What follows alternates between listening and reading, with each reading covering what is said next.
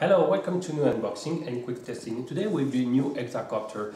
It's a mini hexacopter size. It's an FPV version, so working in 5.8 GHz system. And well, it's a new brand. It's LIDIRC, and the exact reference model is L6. Okay, so it comes in this kind of dark color. Okay, we will see. In fact, it's a kind of bright surface color, and well, you have different color scheme at least.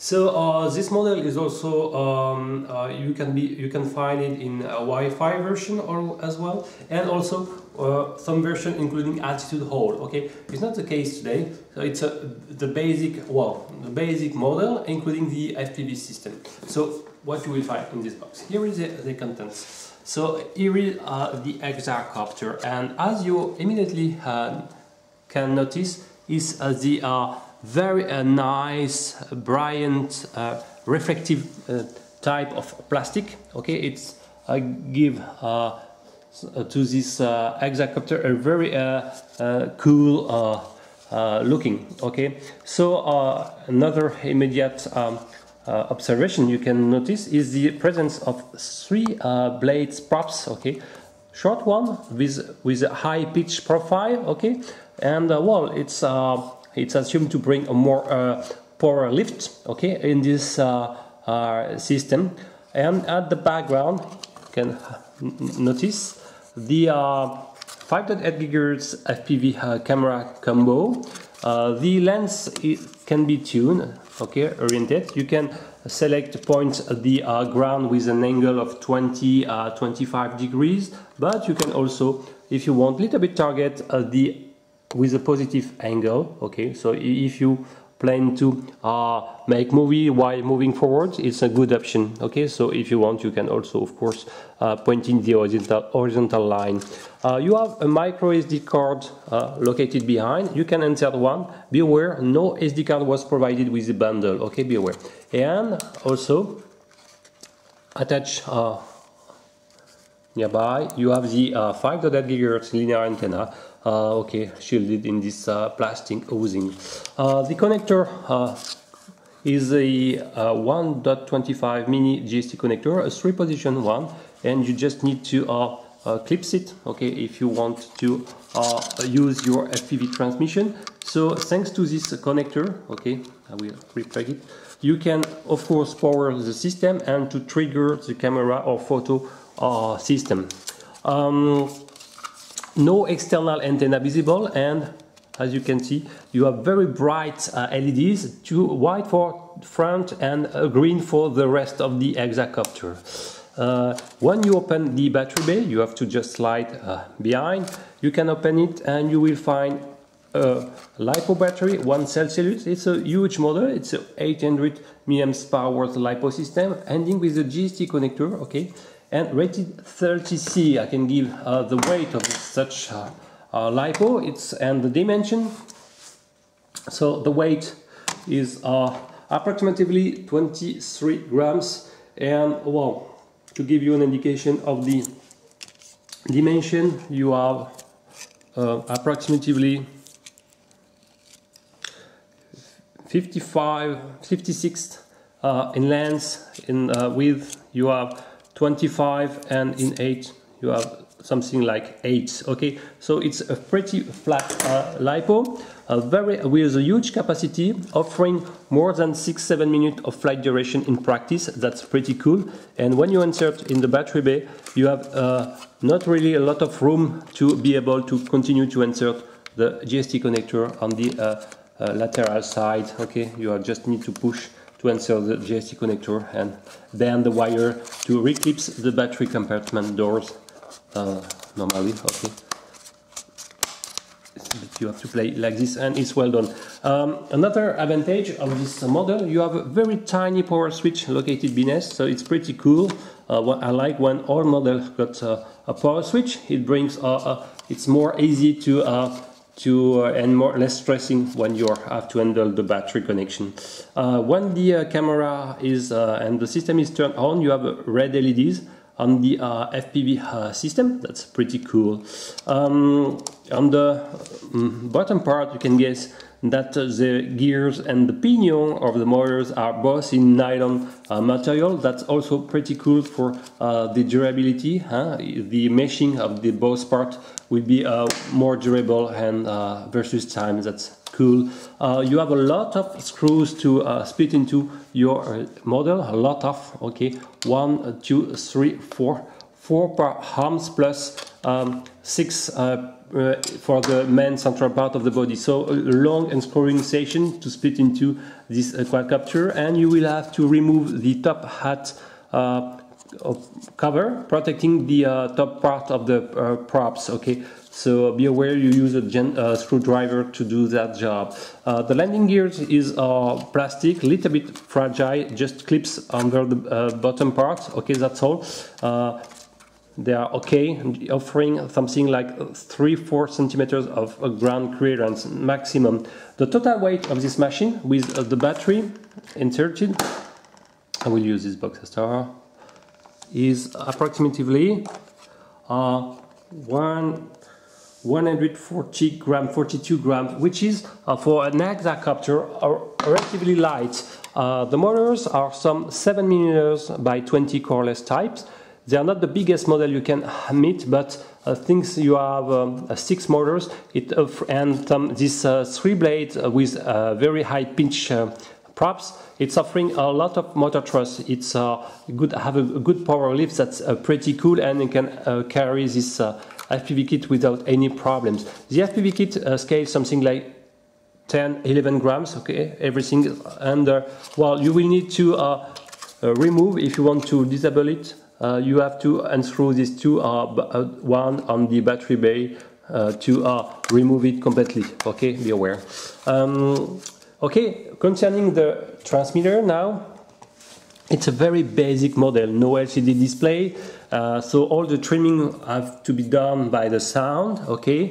But the good news, when you power it, you can power also in the same time the FPV monitor. It's a basic 4.3 FPV monitor. As you can see, when you turn on, you have the blue screen.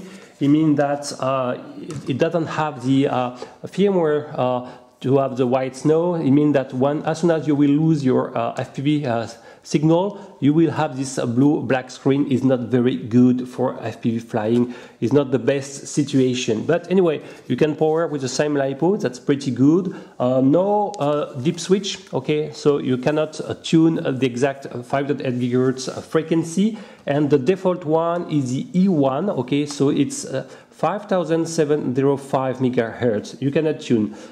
Set to another one. It means that you cannot fly two models like this in the same time with the different frequencies. That's definitely a drawback. Concerning the button, you have this left shoulder one is to, if you briefly press on it, you will take photos. Long press on it, you will start or turn off the camera recording. The right shoulder one is to perform flips, okay, and indicate with the right stick the direction when you want to flip. The throttle trim up is to turn on or off the lights of the quadcopter, and if it's down, you will select one of the 3-speed mode, 2-beep the intermediate, 3-speed mode for the beginner, and if you press again, you return to beginner mode. Okay, so I will show now. So when I will turn on everything, okay, I will restarting the transmitter. So you will see now the display, and as you can see, the image is pretty fluid, the frame rate is pretty good, but the light sensitivity of the camera, the dynamic range adaptation is relatively poor, because while as many of these quadcopter, you have a very narrow lens, okay, something like 70 degrees, so the light adaptation is harder for such a narrow lens most of the time. Anyway, what I like is the fluidity of the transmission is really good. The latency is something like 0.1, 0.2 second maximum, okay, so it's okay for a basic FPV training in altitude, in open space. That's pretty good. And when you will turn on recording, okay, you have to arm first the hexacopter before to engage. When you will turn on camera, okay, like this. It should start. Okay, it's starting now. When you long press on it, you will start recording. You don't have any frame rate drops while recording. It's definitively a good point. So you have to long press again to turn off recording, and it's returned to the original timer. This timer indicates how many minutes left on the micro SD card. That's pretty good. And you have the takes battery level and the on the right side, okay, and as well here you have an indication of the FPV power of the monitor given by the 4 AA batteries of the transmitter. Okay, so it's a basic hexacopter. It's very trusty. You have a lot of trust. And one more time, to calibrate the gyros, you have to push both stick in lower left position, if I'm not wrong, and you have the LEDs flashing fast, indicating the gyroscope calibration is done. Okay, so in terms of flight, the rates. Okay, the yaw is not amazing fast, okay, versus the 3-speed mode, and even in sport mode is not an amazing fast hexacopter. But the very good news, the videos are completely gyro-free. It's really good news. So this machine is more an FPV trainer to play in outdoors, wide open space, okay, and to perform some first basic FPV flight, and the 720p recording are pretty good. Of course, I regret the absence of a wide angle, okay, but it's a drawback. But as I say, the field of view is narrow and the lens mount is an M6 format. It means that it's not really easy to install a wider model, okay, to enlarge the field of view. It's a drawback because there is no known M6 wide lens available in the market yet. Maybe, I hope one day it will be. So to resume, it's a very cool flyer, okay. I didn't mention about the control range. Out of the box you have something like 60 meters, and after it starts to be laggy. Oh, I can make a small demonstration about the fail-safe behavior. So I will turn on the transmitter again, okay, harm the quadcopter, start engine, okay, and turn up the radio. 1, 2, okay, you have less than 2 seconds of fail-safe. That's pretty good because you won't risk any flyaway, okay, especially when it's windy. It's even more important with the altitude hold version, okay, because you can, in this case, you have much more potential flyaway. So what I like is the design, pretty cool. The power lift, so this quadcopter is very punchy vertically. That's good. It's stable. It don't offer very sporty one. The transmission range out of the box is a little bit limited. You have something like 60 meters. But if you are performing the antenna mode, so drilling a small hole on top of the canopy and install the antenna 2.4 GHz antenna vertically, you will extend for sure the control range. The FPV range is not bad at all, okay? Within the range of 60 meters, no problem. I didn't meet really some blue screen, that's pretty good.